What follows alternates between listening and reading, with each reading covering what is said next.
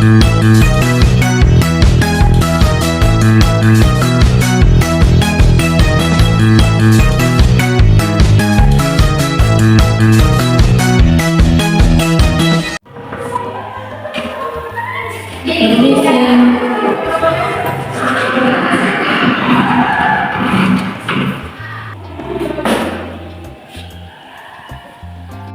Pak.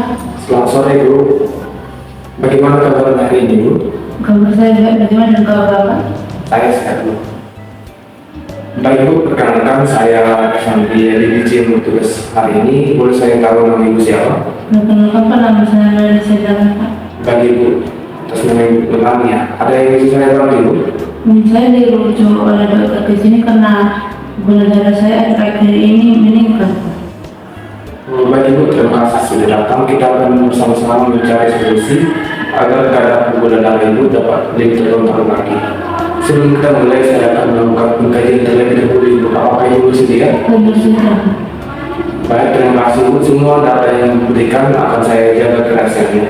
Boleh Ibu ceritakan keluhan yang dirasakan Ibu saat ini? Saya sering paling haus, terus sering buang air kecil di malam hari, dan juga sering mudah lapar.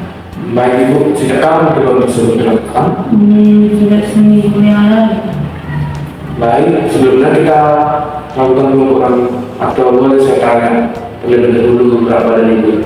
Berapa? Berat badan saya 78 kilo. Kalau tinggi badan Ibu? 198. Oh, 158.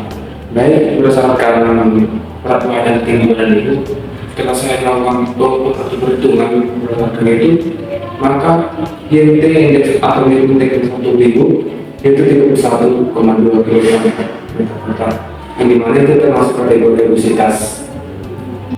Oh begitu ya Pak, berarti selama ini saya konsumsi itu kurang sehat. Iya betul, kalau makanan seperti itu memiliki peran sangat besar dalam pengendalian diabetes mellitus. Jadi kalau disimpulkan, masalah utama yang saya temukan adalah sifat makanan super karbohidrat dan gula yang masih berlebihan dibandingkan kebutuhan Ibu. Hal ini terlihat dalam kebiasaan konsumsi nasi dalam porsi cukup banyak dan minuman manis setiap hari, serta makanan yang digoreng dan juga yang digulai, serta gula darah yang masih tinggi. Berarti gula darah saya naik karena pola makan saya tidak sehat. Salah satu penyebab utamanya dari pola makan Bu. Namun kabar baiknya, kondisi ini bisa kita perbaiki dengan mengatur pola makan dan gaya hidup yang lebih sehat. Jadi untuk saat ini yang paling penting adalah mengurangi konsumsi gula dan mengatur jumlah karbohidrat yang Ibu makan setiap hari. Jadi kesimpulan itu, masalah utama yang kita hadapi saat ini adalah karena gula darah yang masih tinggi atau pola makan yang belum sesuai untuk penderita diabetes. Oleh karena itu kita akan fokus memperbaiki jenis makanan, jumlah makanan dan jadwal makan Ibu. Ibu boleh konsumsi makan nasi itu dengan porsi sedikit tapi sering, dan juga nasi yang disarankan itu adalah nasi merah, dimana nasi merah itu rendah kadar glikemiknya. Baik Pak, saya mengerti sekarang. Syukurlah Bu, dengan kerjasama yang baik, saya yakin kadar gula darah itu bisa menjadi lebih terkontrol. Baik Pak, saya ingin gula darah saya bisa lebih terkontrol lagi ke depannya. Baik Bu, berdasarkan hasil konsumen kita ini, tujuan yang ingin kita capai adalah membantu mengendalikan kadar gula darah Ibu agar lebih stabil dan mencegah terjadi komplikasi akibat diabetes. Selain itu, kita juga akan memperbaiki pola makan Ibu agar lebih sehat dan sesuai dengan kondisi diabetes yang Ibu alami. Saya sangat mengapresiasi Ibu karena sudah mau datang berkonsultasi dan terbuka menceritakan kebiasaan makan Ibu. Itu merupakan langkah awal yang sangat baik. Terima kasih Pak, saya akan mulai mempersiapkan hati ini. Baik Ibu, di sini saya memiliki leaflet di mana leaflet ini boleh baca-baca lebih dahulu.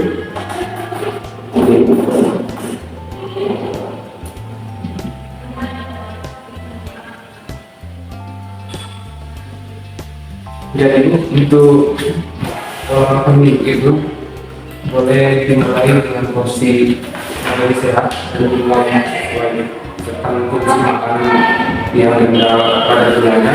Di sini ada terdapat sayur. Tadi kan diberitahu bahwa nasi putih harus dibatasi.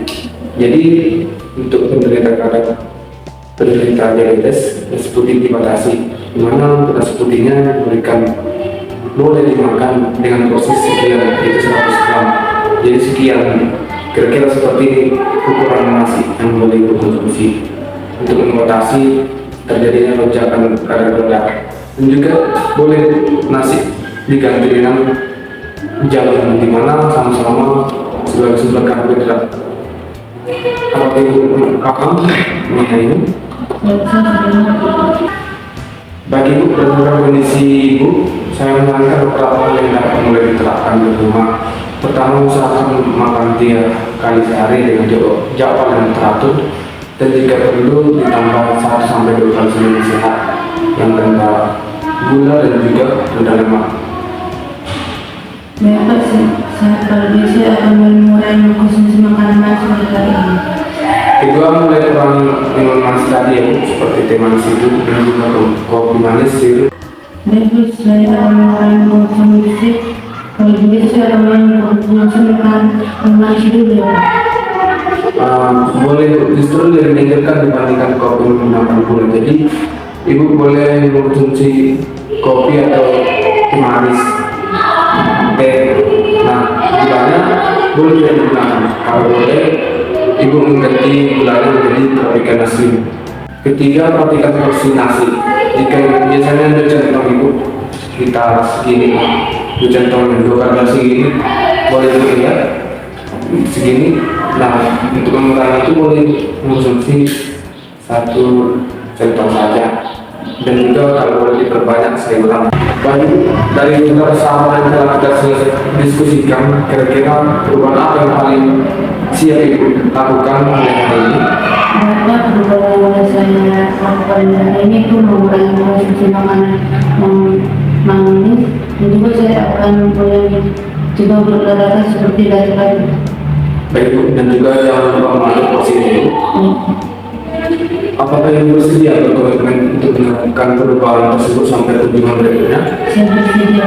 Dan kasih, saya yakin dengan usaha dan komitmen ibu, kondisi gula darah akan menjadi lebih baik. Sebelum kita akhiri sini hari ini, saya ingin memastikan bahwa informasi yang saya sampaikan sudah dipahami dengan baik. Bisa dijelaskan kembali apa yang akan dilakukan ke rumah nanti? Yang dilakukan yaitu seperti mengurangi konsumsi makanan manis, dan saya juga akan mulai mengkonsumsi beras merah, dan juga saya akan mengganti gula saya seperti gula yang sudah Anda sarankan tadi kepada saya. Dan juga jangan lupa untuk memperbanyak makan sayur, dan juga mencoba berolahraga secara rutin. Bagus sekali ibu, berarti ibu sudah memahami materi yang kita bahas hari ini ya. Menurut ibu, manfaat apa yang akan diperoleh jika ibu menjalankan jalan tersebut? Manfaat yang saya dapatkan adalah saya bisa untuk kontrol kedatangan. Betul sekali ibu. Untuk melihat perkembangan kondisi ibu, bagaimana jika kita jadwalkan kunjungan ulang 2 minggu lagi? Baik, saya bersedia. Terima kasih Bu, saya tunggu pada kunjungan berikutnya. Pada pertemuan berikutnya nanti kita akan membahas atau mengevaluasi beberapa hal. Yang pertama itu adalah konsumsi minuman manis, apakah sudah berkurang. Lalu yang kedua, porsi makan, apakah sudah teratur. Kemudian yang ketiga, konsumsi sayur dan buah, apakah sudah meningkat. Lalu yang keempat, aktivitas fisik sudah dilakukan secara rutin atau tidak, serta perubahan berat badan dan hasil pemeriksaan gula darah yang terbaru, yang dimana kita akan pemeriksaan lab berikutnya gula darah ibu itu tidak terkontrol lagi. Berterima kasih atas mungkin sudah berbicara pada hari ini. Semoga banyak gula darah saya sudah terkontrol lagi. Baik ibu, mudah-mudahan semua terlaksana untuk kedepannya. Baik ibu, kita cukupkan konseling untuk hari ini.